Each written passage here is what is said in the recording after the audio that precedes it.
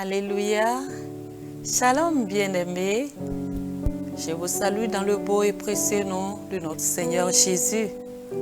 Jésus est bon, n'est-ce pas? Nous sommes là pour nos instants méditation. Prions le Seigneur. Seigneur, nous venons te célébrer, nous venons t'exalter, nous venons te magnifier. Nous venons reconnaître ta majesté, nous venons reconnaître ta suprématie, nous venons reconnaître que tu es roi des rois, tu es Seigneur, le Seigneur des seigneurs. Alléluia, gloire à toi. Tu es le Dieu qui ne change pas. Tu es l'alpha, tu es l'oméga, tu es tout pour nous. Sans toi, que serions-nous devenus sur la terre des vivants? Nos ennemis nous auraient engloutis tout vif. Mais gloire à ton nom parce que tu es là.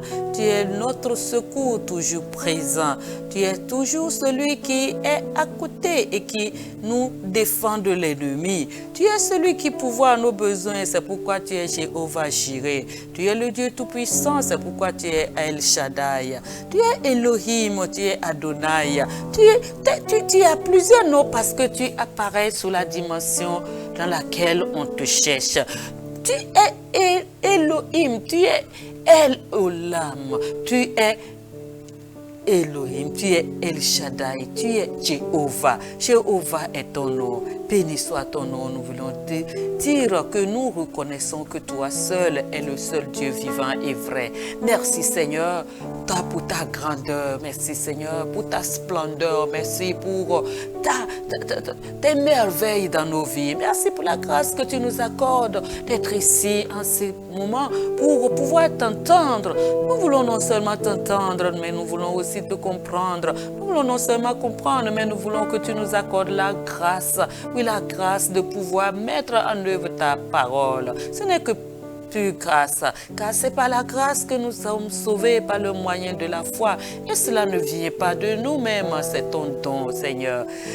Pour cela, nous avons besoin de ton merveilleux Saint-Esprit. Saint-Esprit, viens et dispose nos cœurs. Dispose nos cœurs, imprime dans nos cœurs la parole de Dieu et donne-nous d'être des personnes qui t'écoutent et qui t'entendent et qui acceptent de t'obéir. Car là encore, Papa, toi, tu ne forces personne.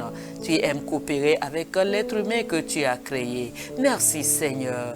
Béni soit ton nom. Comme le psalmiste, oui, 1 heure dans tes parvis vaut mieux que 1000 ailleurs. Nous sommes contents d'être en ta présence. Merci Seigneur. Au nom de Jésus, nous avons prié. Amen.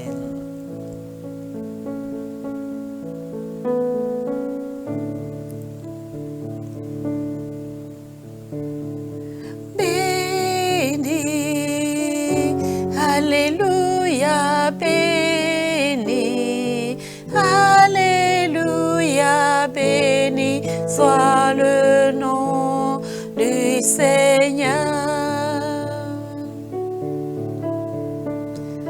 Béni, Alléluia, béni, Alléluia, béni soit le nom du Seigneur.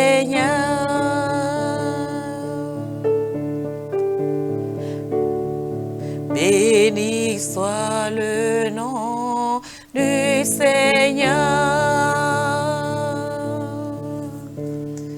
Béni soit le nom du Seigneur.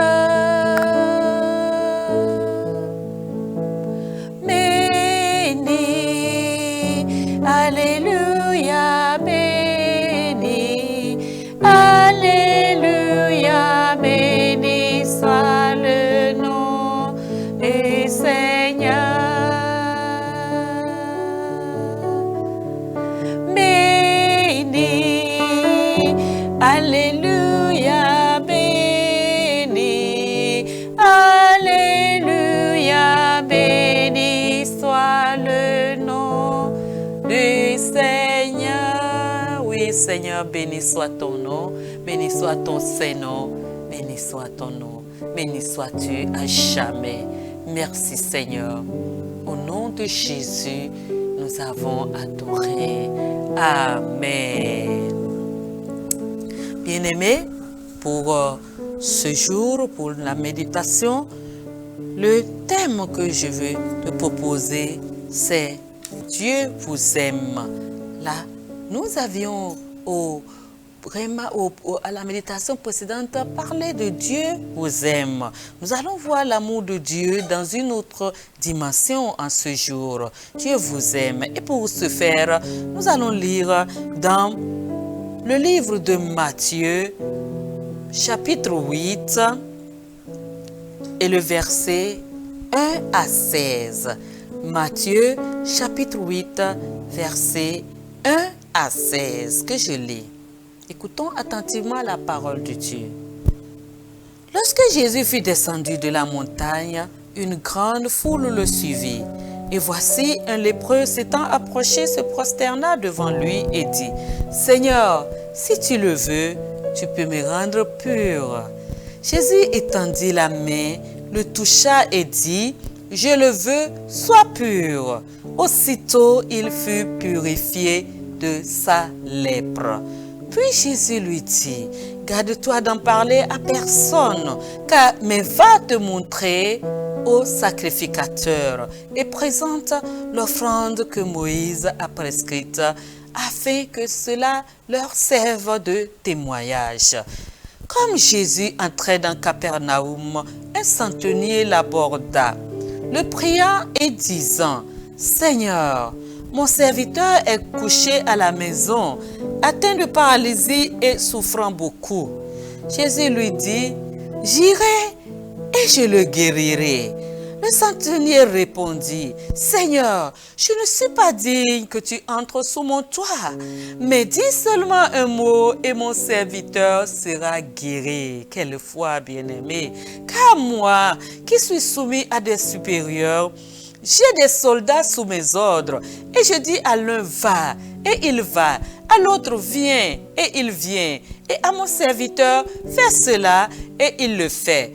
Après l'avoir entendu, Jésus fut dans l'étonnement, et il dit à ceux qui le suivaient, « Je vous le dis en vérité, même en Israël, je n'ai pas trouvé une aussi grande foi. » Oh, je vous déclare que plusieurs viendront de l'Orient et de l'Occident et seront à table avec Abraham, Isaac et Jacob dans le royaume des cieux. Mais les fils du royaume seront jetés dans les ténèbres du dehors, où il y aura des pleurs et des grincements de dents. Puis Jésus dit au centenier, « Va, qu'il te soit fait selon ta foi. » Et à l'heure même, le serviteur fut guéri. Dieu vous aime, bien-aimés. Verset 14. Jésus se rendit ensuite à la maison de Pierre, dont il vit la belle-mère couchée et ayant la fièvre.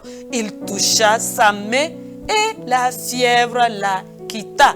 Puis, elle se leva et le servit. Le verset 16. Le soir, on amena auprès de Jésus plusieurs démoniaques.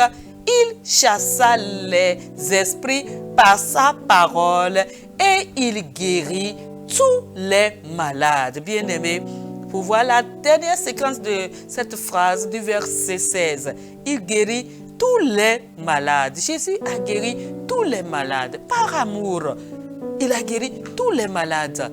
La Bible ne nous dit pas qu'il a guéri une partie des malades, mais la Bible nous dit que Jésus a guéri tous les malades. Et nous voyons même dans ce chapitre 8 de Matthieu, des versets, en seulement 16 versets, comment Jésus, par amour, a fait autant de bien aux gens.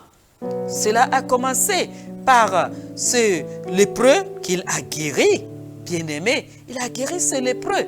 Ensuite, il a guéri le serviteur de ce centenier. Puis enfin, nous le voyons guérir la belle-mère de Pierre.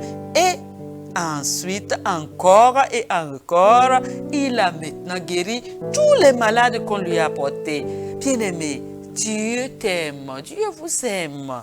Il vous aime. Tu penses que Dieu ne t'aime pas et que toi, tu fais partie de ceux qui sont venus accompagner les gens dans ce monde. Non, Dieu t'aime. Il a un plan particulier pour toi. Même si c'est un cas de maladie, il est prêt à te guérir. Ne désespère pas. L'amour de Dieu est pour toi, bien-aimé.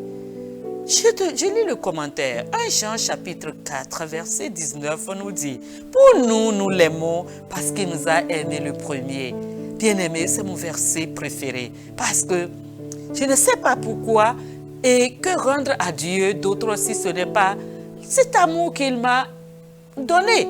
Et c'est pareil pour toi. Il t'a aimé le premier. Voilà pourquoi tu es vivant. Même si tu penses que tu traverses une situation, Dieu t'aime. Il t'aime, c'est pourquoi tu as encore le souffle de vie. Dieu est amour, bien-aimé. Il est plein de compassion. Dieu vous aime tellement qu'il ne veut pas que vous viviez avec des infirmités, des douleurs ou mouriez d'une maladie. Dieu vous veut du bien et il vous veut bien et bien portant. Il veut que vous viviez dans la santé et la richesse divine tous les jours. C'est pourquoi nous pouvons lire dans 3 Jean verset 2. Bien-aimé, je souhaite que tu prospères à tous égards et sois en bonne santé comme prospère l'état de ton âme. Tu vois, Dieu veut dans tous les plans, bien-aimé, tu prospères.